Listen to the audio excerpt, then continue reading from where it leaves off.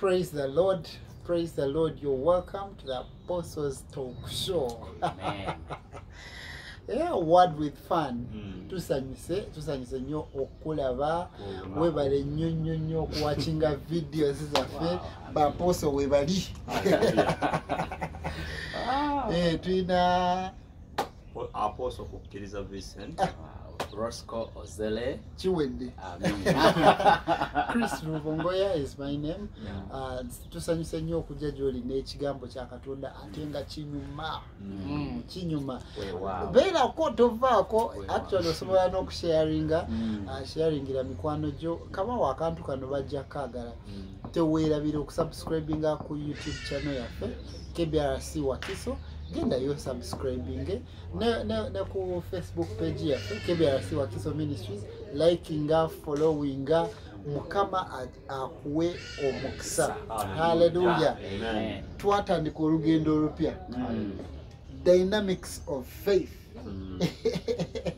Twatandika olugendo olupya era wiki ewedde genda onoonyeka video yako gyekali already tulaba enjawulo y'ekigambo faith, nekiraba dunamis, netulaba dynamite.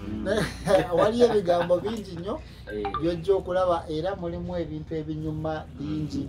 Netulaba envunula za Bayibuli ez'enjawulo, engeri gye zinnyonnyolamu ekigambo okukkiriza. Ono omusajja erinnya lye okukkiriza wetunaamalira gundi eno ojja kuyisanga nga naawe okyusizza erinnya. Kati olwaleero I want to start about the importance of faith. Yes. Kwegamba kinneetaagisa okubeera n'okukkiriza. Why should I get faith?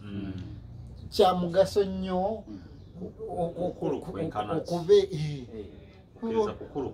nsobola okubeerawo nga sikuyina. Waliwo ebintu eby'omugaso n'ebitali nnyo nga oba kiina oba sikiina si kyamaanyi. Sobola okubeerawo nga sikiina.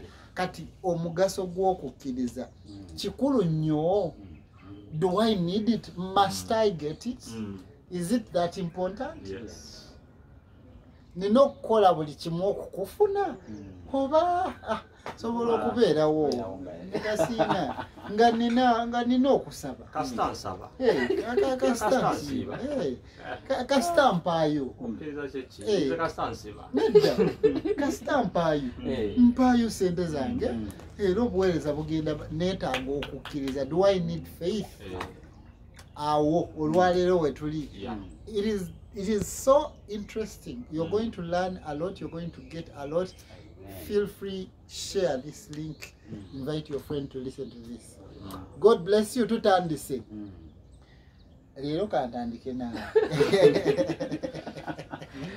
Okukkiriza kikulu nnyo. Twetaaga okukkiriza. Tuweeyo omugaso gw'okukkiriza. Eri gwatulaba. Njagala okwogera naawe ogumu ku mugaso gy'okukkiriza. Era nga njagala nkukakasa nti tosobola na kulokoka nga toyina kukkiriza. Nga kitegeeza nti egimu ku migaso emikulu oba gye kintu lwaki okukkiriza kwa muwendo nnyo mu bulamu bwo. Tosobola kulokoka nga tokkiriza. Okitegeera? Ekitegeeza nti awatali kukkiriza tewali bulokozi. Nolwekyo osobola okugamba nti okukkiriza ye sitepu esooka omulokole gy'alina okutwala. Ekutwala mu bulokole. Mu bulokozi okkiriza nolwekyo okukulu nnyo bwe kutyo. Oli atali mulokole okukkiriza sitepu esookera ddala esooka kukuweesa bulokozi. Otosobola kuweesa bulokozi ate owulira okukkiriza ly'ekkubo erikutwala mu bulokozi. Bw'oba ng'ogenda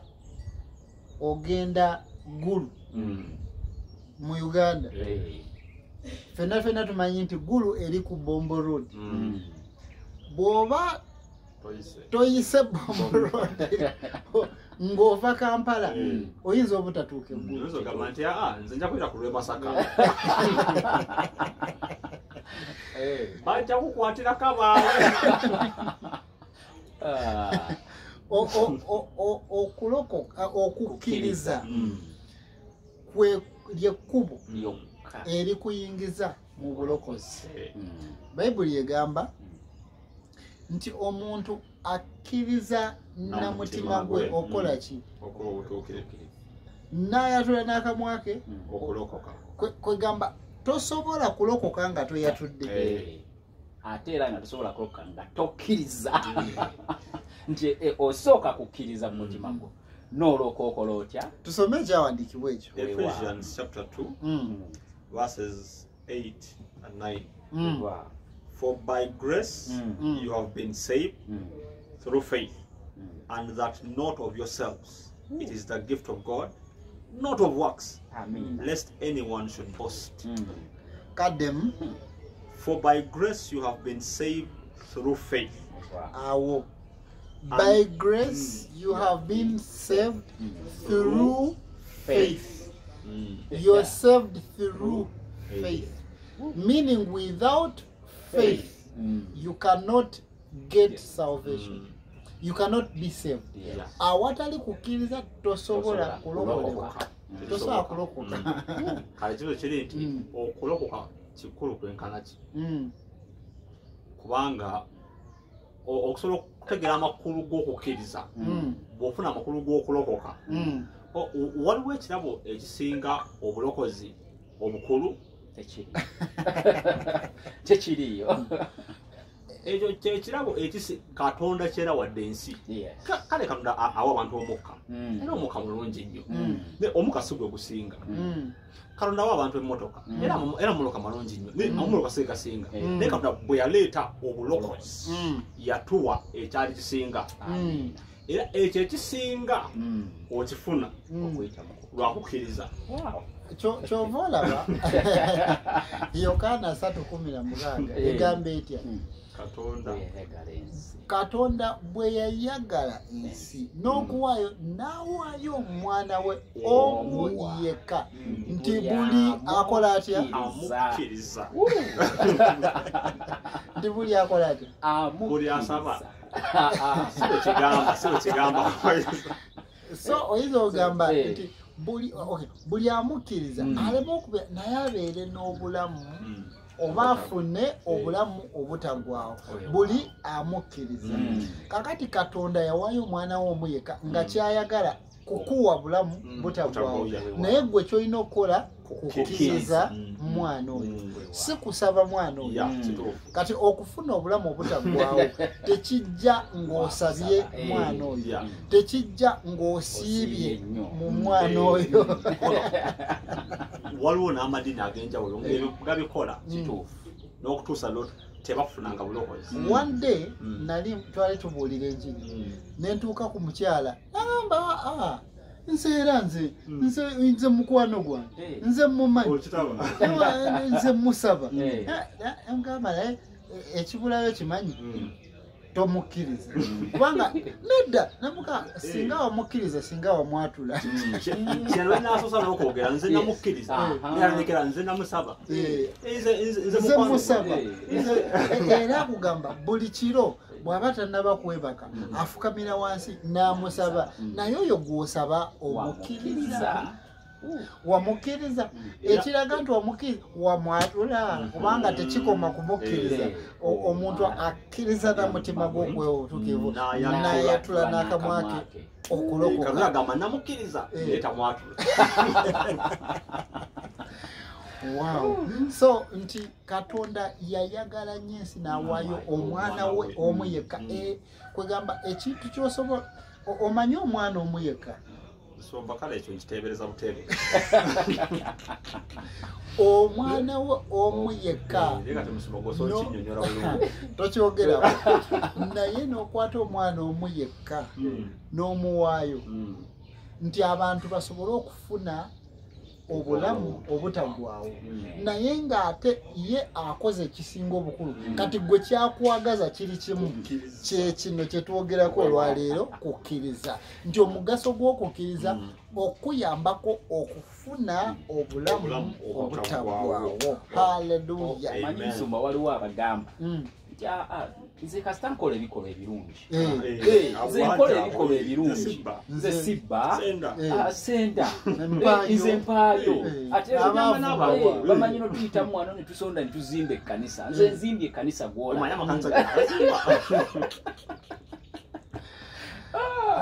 olwo n'abala nti afunye obulamu obutaggwawo kubanga ye akola ki akola ebintu olunaku lugenda tuuka lumu nga kino kyetwogerako okyetaaga obwo obulamu bw'olina buggwawo okutuusa ng'okkiriza Yesu n'ofuna obulamu obutaggwawo. Kati ekyo kyogamba nti nzimbye ekyaki weebale nnyo Mukama akunyumye Mukama akuwe nnyo omukisa kirungi nnyo kyogamba sibba kirungi nnyo abantu bwe batyo betwetaaga mu nsi yaffe abatabba naye mu bwakabaka bwa Katonda okufuna obulamu obutaggwawo weetaaga okukkiriza weetaaga n'okuwaayo naye weetaaga okusinga nnyo okukkiriza kubanga n'okuwaayo kwennyini weetaaga kuweerayo bukukkiriza. So tugende maaso omugaso omulala kubanga mali yansooka esome kino ekyawandiikibwa Romans chapter 8 verses 32. Wow. He who did not spare his own son but delivered him up for us all, how shall he not with him also freely give us all things? He that spared not his son, God did not spare his son. If he spared not his son, then he cannot spare peace.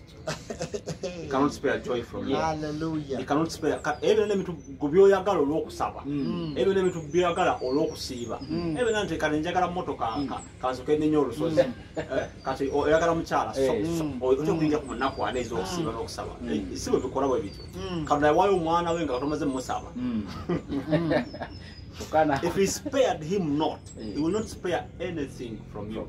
Ate nga akikwera ku bwereere kasita okkiriza kyabwere bwe kityo kasita okkiriza omugaso ogwokubiri tubeera balamu lwa kukkiriza. Amina. Yali okusoma ekyawandiikibwa kiri mu Bagalatiya ekyo mpulira nga ekyo kikyusa obulamu tubeera balamu lwa kukkiriza so si lwa kusaba so si lwa kusiiba so si lwa kuwaayo so si ebirala ebiringange tubeera balamu lwa we live by faith. Hallelujah. So kosome ekyawandiikibwa ekyo Galatians chapter 2 verses 20 or Paul yayogera I have been crucified with Christ. It is no longer I who live but Christ lives in me, and the life which I now live in the flesh I live by faith in the Son of God who loved me and gave himself for me. Omanyi wali akagambo kanyumya the life which I live now obulamu kati bwembeera kati mbubeera lwako kati waliwo ekyakyuka omanyi abantu balowooza obulamu bwembeera kati mu mubiri si mu mwoyo mbubeera lwa kukkiriza. Webale nnyo okukkiriza kika kyabulamu omuntu kyabeera oba osobola ogamba omulokole yenna kyabeera. Lwekyo gwe omulokole atulaba obeera bulamu ki kubanga obulamu omulokole bwabeera obw'ebyawandiika obulamu bwakukkiriza. Kati kitegeeza waliwo obulamu Pawulo bwe yali abeera before. Waliwo ekika ky'obulamu kye yali abeera nga tanabeera bulamu kubanga bw'agamba the life which I now live in the flesh I live it by faith. nti waliwo ekika ekyaliwaawo kati waliwo n'ekirala kati kyabeera mu mubiri naga kyo kino kyembeera mu kati kyakukkiriza. Musumba obadde nga avunula New Living Translation egambye my old self has been crucified with Christ. Paulo wayogera nti obulamu bwange obukadde nga bubadde okireese buli obukadde bwakomererwa wamu ne Kristo n'amabanja gaabwo n'endwadde zaabwo n'okubulwa kwabwo ne bukomererwa wamu ne Kristo naye kati bwe nnina kati mu mubiri bubeera lwakukkiriza. Haleluya. Omanyi gwe atulaba wabadde okwata obwo obulamu obukadde obwo n'obukomererwa wamu ne Kristo ne buleke bukomererwe wamu ne Kristo otandika okubeera obulamu obujja obw'okukkiriza. Weebale nnyo Yesu. Okubeerawo nga bwe twanyola ekigambo okukkiriza mu kusooka kwe kukkiriza nti ekigambo kyayogera ajja kukikola. Weebale nnyo. Obwo bulamu Pawulo bwe yali abeera yabeera obulamu nga buli kiseera akkiriza nti ekyo Katonda kyayogera n'okukikola nga kitegeeza buno obulamu amaanyi go ogasse ebbali amagezi go ogasse ebbali obuyizivu bwo obusse ebbali connections zo ozisse ebbali ekyo Katonda kye yayogera n'okukikola akikikola. Pawulo yakwata ekyo Katonda kye yayogera. Yesu ekyandikwa kitukire kye yagamba nti omuntu taabe mulamu lwa mmere yokka wabula na buli kigambo ekiba mu kamwa ka Katonda. Buli ekigambo bwe bwaba mu bulamu bwe yabeeranga mulamu lwa kigambo kya Katonda. Kati gwe obeera mulamu lwaki? Wulira Habakkuk 2 verse 4. Behold the proud. His soul is not upright in him, but the just shall live by faith. Omutuukirivu wange anaabanga mulamu lwa kukkiriza. Gw'oli mutuukirivu wange ye obulamu bw'otambuliramu bulamu bwaki? The just shall live by faith. Kati Pawulo kino kye yali ategedde n'amala n'asalawo nti kati obulamu bwe nnina mu mubiri kati bwe nnina kati mbubeera lwa kukkiriza. Because the just shall live by faith. Omanyi, who are the just? Bebo abakkiriza Yesu. Just okubeera the just meaning those are the justified. Abo abakola batya? Abaatuukirizibwa, abaatukuzibwa. Baani abaatukuzibwa? Baatukuzibwa batya? Bakkiriza omutima gwabwe okola obutuukirivu ne bakola n'akamwa kaabwe okulokola. Omanyi bw'ogamba nti the just shall live by faith oli obwongo buddukirawo nabbye nalimbye. Who are the just? The just shall live by faith.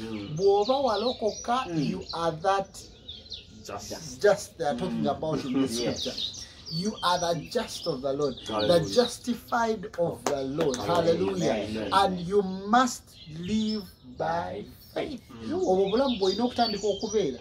Wala oluganda nga ye wala omukyala gwe mmanyi emyaka mingi gisemera ye buli kiseera abeera mu kusiiba nga yakogga nga bw'omulaba oti empewo singa ejja nga nnyingi nga ekwena empewo ezirofuuyiramu nga eyina omutwala. Kubanga obulamu bwe yali abeera bwabanga bwakusiiba. Okusiiba si kubi naye ate okusiiba si bwe bulamu buteeka okubeera. Okusaba si kubi, okusaba si bwe bulamu buteeka okubeera. Twayitibwa okubeera obulamu nga bwakukkiriza. Ekyo Katonda kye yagamba ti n'okukikola ajja kukikola. Haleluya. Ekyo bwe twogera kukkiriza ekigambo kisigale nga kisawuninga mu matuugo. Obeera mulamu lwa kukkiriza kubanga obeera mulamu lw'ekyo Katonda kye yagamba nti ajja kukikola. Omanyi abatulaba olusokolindeko obadde oyogera nenzijukiramu ebiseera ebyo nga tuli ku campus nga bwe bakubuuza nga babuuza abantu abamu oyagala omusajja afaanana atya omuwala ngamba I want a prayerful man. A prayer what? Full man. Era ne kati abanda baje bali I want a prayerful man. I want a prayerful woman. Kugamba ng'omukyala atokota. Naye olowooza wali badde onoonya prayerful oba faithful?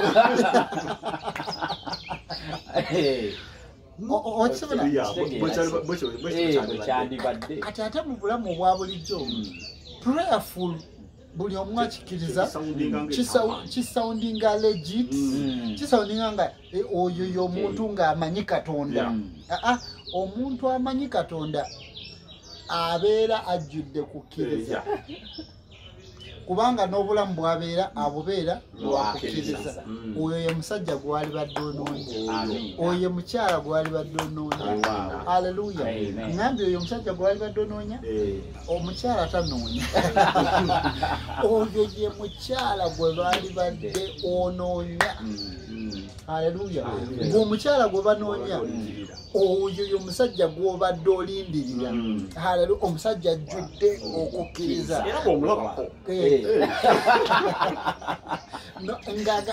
Ekyo Katonda kye yayogera n'okukikola agenda kikola. Haleluya.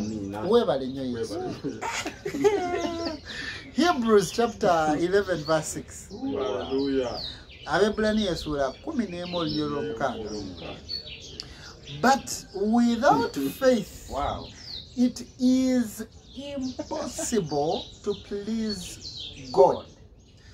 For he who comes to God must believe that he is, and that he is a rewarder of those who diligently seek him. Hallelujah. Tufunyewo omugaso omulala ogw'okukkiriza nti awatali kukkiriza tekiyinzika kusiimibwa Katonda. Tosobola kusanyusa Katonda awatali kukkiriza. Ekitegeeza nti we please God by faith. Katonda asanyuka. Naye Katonda batasanyusa kyekirala kiba kituuseewo. Because if he's pleased, then Gamukalaka okubeerawo, he must be displeased. Abantu baali babiri abajja okuwaayo era musolo bogerwako olunyiri olusooka waggulu. Omu yali Kayini yaleta ekiweebwayo kye, ne Abeeri yaleta ekiweebwayo kye. Mbu Katonda n'asanyukira ekiweebwayo kya Abeeri. Kulwaki? Kubanga yakkiriza. Kati bwe yasanyukira ate ekya Kayini Katonda yagira atya? Nga byonna byali biweebwayo. Ekya Abeeri kyamusanyusa. Ekya Abeeri kyamusanyusa. Ekya Kayini tekyamusanyusa. Kubanga Kayini yawaayo nga takkiriza. Kati ekyaleetera Katonda okusanyuka ng'ate byonna byali biweebwayo okukkiriza omuntu kwe yalina ng'aleeta ekiweebwayo. Haleluya. Tosobola kusanyusa Katonda nga tokkiriza. Si nsonga oba osabye otya. Essaala yonna etali yakukkiriza, you are displeasing God. Okusiba kwonna okutali kwakukkiriza, God is not pleased. Okukkiriza kuteekwa okusooka okuwaayo, okukkiriza kuteekwa okusooka okusaba, okukkiriza kwe kusooka kyetugamba. Omuntu okusiiba, ogambye okusiiba kwonna okutali kwakukkiriza. Ekitegeeza nti okukkiriza kwe kwina okutwala mu kusiiba. Okukkiriza kwe kwina okutwala mu kusaba. Kwe kusooka. Okukkiriza kwe kwina okuleetera okuwaayo. Because you believe, you give. Because you believe, you pray. If you don't believe, don't waste your time praying. Katonda ali awula busungu. Because you believe, you give, because you believe, you pray, because you believe, you fast, because you believe, you live. Hallelujah. Amen.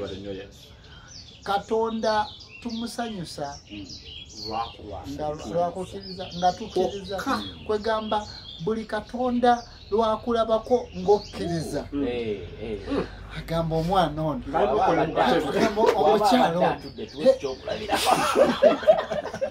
ng'akulaba ng'okkiriza awulira nga kubanga awatali kukkiriza tekiyinzika. It is impossible to please God.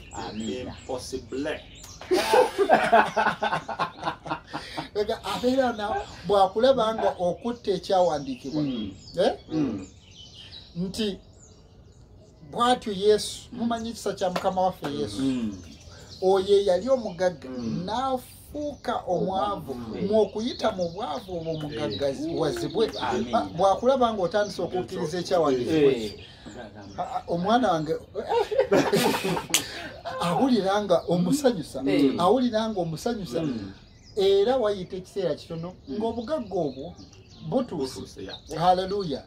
Mu biseera by'abataata baffe baatugamba nga kabaka, olaba kabaka ono waffe wano Mwenda Mutebi, era bagamba asiimye. Bwe yasiimanga yayimiriranga n'akugamba okuva wali wonna anti omusanyusiza n'akuwa olusozi lwonna luliwo. Teyali nsonga nti waliwo abaluliko. Kase yasiima n'agamba nti lukuwadde bw'aba sigadde mwina okwejjako bwe kiri era kakayogedde ate bwe kisobe kyali n'embyawandiika waliwo kabaka on'omu akaana kajja ne kazimya mu maaso ge ne kasanyusa kabaka Kerode. Bwe yasanyuka n'agamba akaana ako kasabe kyonna kyonna kye kaagala. Akaana ako nagenda mumawoko n'agamba njagala omutwe gwa Yokaana omubatiza.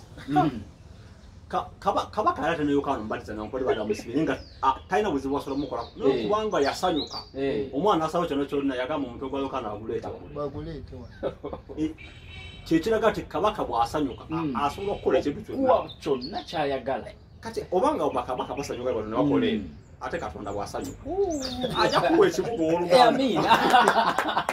Abazaga ekibuga ekyo oyo afuga ebibuga bitaano.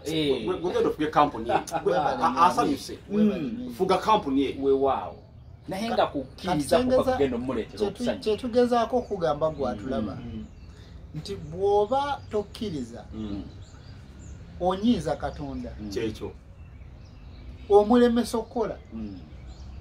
Kubanga without faith, ulira Bible egamba all things are possible to them that believe. Nti ebintu byonna biyinzika eri oyo akkiriza.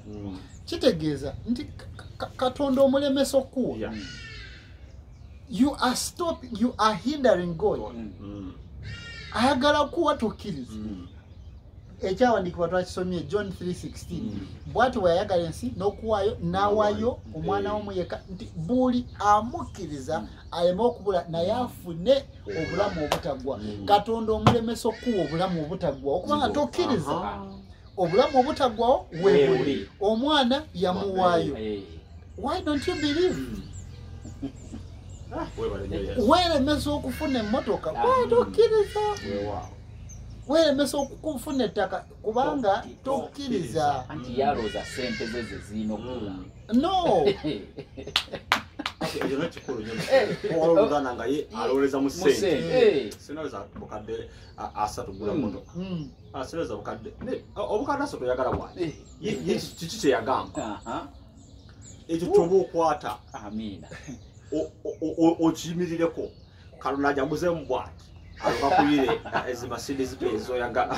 Kankubuuze gwa ayagala obukadde 3 bw'olowooza nti bw'oyagala okufuna mmotoka olowooza Katonda yeetaaga ssente okutunda ebyo by'olaba. Yayogera kigambo kya kukkiriza ebintu ne bibaawo. Olaba Katonda teyeetaaga ssente kukutunda ggwe. oba yakuwa ekirabo ekisinga ebirabo nga kirina kuba mu kukkiriza. Tugenda awaddako.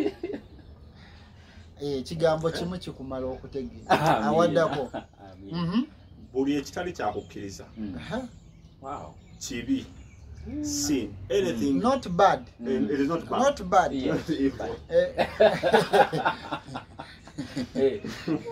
Anything outside the faith is sin. Not anything outside faith is bad. No. Anything outside faith is sin. Kale gato omuntu omu abadde amanyi nti okubba kibi. Okwenda kibi. Kati kano kawulire. Buli ekitali kya kukkiriza kibi. Kati olwo Luganda agenze mu kusaba nga tagende mu kukkiriza. Ani mukola kyeki? You are sinning. You are sinfully praying. Oyononera mu maaso ga Mukama. You are sinfully fasting. Because anything outside, but is it in scripture anyway? Yes, it is scripture. Yes. Romans chapter 14. Omuntu nga bigambo. Bana avubuka bali mbigambo. Romans 14:23. But he who doubts is condemned if he eats, because he does not eat from faith. For whatever is not from faith is sin. So whatever is not from faith is sin. Kyonna ekitavudde mu kukkiriza kivudde mu kibi. Omanyi there are so many people ababeeraawo ne batulimba kuba nze sonoona nze sivuma nze byonna byokola obikolera mu kukkiriza. Because okukkiriza otegeeza ki? You're doing things according to the word of God.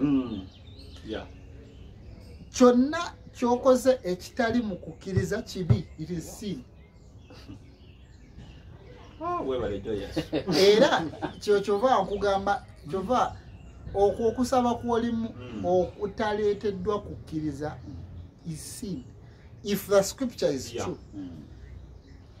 Actually bwoba anti ngamba if eri oyo ali mu kwedefendinga maye waliwo bino ebintu byetwogera oli n'abeera n'ekintu n'agamba nedda sebo nja kusiiba ndabe okusiiba nga tekuvudde mu kukkiriza is sin. Fasting that is outside faith is sin. Prayer that is outside faith is sin. Giving that is outside faith is sin. Amakulu nti okuwaayo kwonna okutalina nsibuko yaako mu kigambo kya Katonda oli mu kwonoona. Hallelujah. Amen. The most of that portion of the scripture. For whatever is not from faith is sin. Kati wakanya ekigambo kya Katonda towakanya ffe. Whatever that is not from faith is sin. After wanagenda ne kulia kubanga bawatasega but he who doubts is condemned if he eats. Nebo kulya obuli. Bwoba toli mu kulya mu kukkiriza. Nemejo kulyawo. Oli mu kwono. Omanyi kulya mu kukkiriza kisegeeza. Emmere gy'oli egendawo. Ebyo ebigenda okolebwa mu lubuto. Obimanyi? Do you know how they operate? Oba gwoteekayo buteesi, teekayo muwogo gwo, teekayo lumonde. Do you know what happens there? You believe that as you get that food, it will somehow go to the stomach. It will somehow be digested. It will somehow come out. But how? You just believe that all those things are going to happen. Yes. Vola kyonna kyokola awatali kukkiriza kibi. Tubawulidde amala okulya nti yalidde bulungi neyeebaka neebakira dda. Nga tebangi amaze okulya agamba naye twamuwadde ekijjulo nga ye kyetulina kye yagambye naye mugenda okutuuka mmwe ku makya mugaa mukama weebale olw'olunaku. So let me tell you, there are people who eat and somehow those organs fail to perform. Yeah. True. It is possible. The throat can fail to get the food to the stomach. Ebyenda bisobola okugaana okuba emmere. It is possible. People have died because the intestines, the organs in the stomach have failed to perform. But do you know that it is because of faith we believe that when we eat, we shall swallow, digestion will be there, and all the processes, as you know, will happen. Ogamba nja kuba mulamu kubanga ndidde muganda wange. It is by faith. Paulo chabawade kanaga bambanga ngate mnana kulia mwebazenga. Kwa wala balidde obutwa ne bafa. Wona balidde obutwa basigalanga balamu. Obutwa ne buyita mu mubiri nasigalawo. Kwa n'okulya obuli. So emmere nugikwata tata mu kwebaza. Olumeno jotade ku meza ya. Webale nnyo. Oli mu kulya ngukiriza. Kano yakwadde emmere eyo. Hallelujah. Oteeka okkiriza ekyo Katonda kye yagamba. Ng'osobola okulya ngukiriza. So kyonna kyokola outside faith is sin. Hallelujah. Kati ekyo kifunza bye tukola. Nti bw'oba oyagala okukola nga bw'abyagala, bikola according to his word. Do everything you do according to his word. 2 Corinthians chapter 5 verse 7. For we walk by faith, not by sight. Nti ffe tutambula na kukkiriza so sina kulaba. Kati ogwo mugaso mulala gwa kukkiriza. Okukkiriza kukuyamba okutambula. N'okutambula obutambuzi kitwala kukkiriza. Karola kende ku bakyala atambula butambuzi olaga wanzengera bugenzi. Ngenda mu kibuga. We walk by faith. Ekitegeeza nti bw'oba tolina kukkiriza sigala awoli. Gy'ogenda ogenda lwa kukkiriza oba ogenda okubanga Roscoe alina akantu kenjagala omusuuza. Njagala mbeko kyesuuza Roscoe oyo aweza emitwalo 5 njagala ngene ampeeko 2. Kese lwa kukkiriza olaba kati nolwekyo abantu n'osolobera nga bagenda nti tugenda mu kitundu bwekiti tugenda ku lusozi kubanga balina kye balaba. Bo balina kye balaba. Balabye omuwendo gw'abantu bangi. Nze sijja kugenda okubanga abo bonna bagenze kubanga balina bye balabye. Nze ngendayo kubanga okutuusa ng'ayogedde kyekiyinza okuntwala. Bw'aba tayogedde bajja generize nga nkwate. Anti bw'aba tayogedde kitegeeza awo tewaba kukkiriza. Twagamba luli nti okukkiriza kujja nga Katonda amaze kwogera.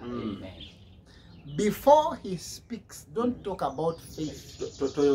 Yes. Faith comes after God has spoken. Hallelujah. Kati abantu basobola okubanga bagamba bannange ffenna tugenda mu vanilla. We n'ogamba nze ngenda mu nnyaanya kubanga ayogedde. Hallelujah. So you will not jump to any other business because everyone is doing it. No, we walk by faith, not by sight. Hallelujah. Tugende maaso. We access God's power by faith. Tukwata kumaanyi ga Katonda lwa kukkiriza. Basome Yokaana 1:12. Yokaana 1:12. Awo tuveewo olw'obudde. But as many as received him, to them he gave the right to become children of God, to those who believe in his name. Akasembayo, we pray. We pray by faith. Hallelujah. Mark 24. Mark 11:24. Hallelujah. Ako tukasome bulungi. Sobola kale. Mark luno olunyiriri lukyusa obulamu. Mark 11:24. Agamba atya. Therefore I say to you, whatever thing you ask when you pray, believe that you receive them and you will have them. Therefore I say to you. Who is this one saying? Jesus. Ani yaliyogera? Yesu yaliyogera. Omanyi oyinza ogamba gundi Yesu yennyini yaliyogera. Therefore I say to you, whatever things you ask when you pray, believe that you receive it. Kyonna gwe kyolowoozaako bw'obanga oyo gambye nti ngenda kisaba, bw'oba okisaba oteekwa okukkiriza. Mukama njagala ssente yakyogerako wa. Haleluya. Amakulu nti kati okusaba kwo kubeera kuyina ensibuko yaako mu kigambo kya Katonda. Okwata ekyo yagamba ekyo kyotwala mu maaso ge. So si kukwata gwe nogamba Mukama yangambye nsabe. Ekyo kati Mukama mpa ssente. Mukama mpa ekizibe. Kyonna ky'oyagala bw'okisaba oteekwa okukkiriza nti okirina. Okkiriza otya nti okirina? Kubanga yakikusuubira, kubanga yakyogera. Kati okkiriza otya nti ogenda kuwasa? Yayogera. Okkiriza nti oteekwa okuzimba? Okkiriza nti oteekwa okukuzibwa? Okkiriza otya nti oteekwa okugaggawala? Yayogera. Kati bw'otyo bw'olina okusaba kubanga yayogera nzikiriza. Haleluya. Okukkiriza kwe kukkiriza nti ekyo kye yayogera n'okukikola ajja kukikola. Haleluya. Ate nga si muntu okolimba. Bw'oba oli eyo nga tonnaba kukkiriza kulokoka, kiseera kyekimu kkiriza olokoke. Bayibuli egamba nti omuntu akkiriza na mutima gwe okuweebwa obutuukirivu n'ayatula n'akamwa ke okulokoka. Yogera ebigambo bino. Ayi Mukama, olwaleero nzikiriza n'omutima gwange okuweebwa obutuukirivu. Njatula n'akamwa kange nti ndokose era nzikiriza nti Yesu yafa n'omuzuukiza mu bafu. Jjuza obulamu bwange Omwoyo Omutukuvu nsomese ekigambo kye. Haleluya. Era tukwaniriza ku KBRC Wakiso ekkanisa esomesa ekigambo kya Katonda. Haleluya. Mukama akuwenye omukisa era weraba. Haleluya. Amen.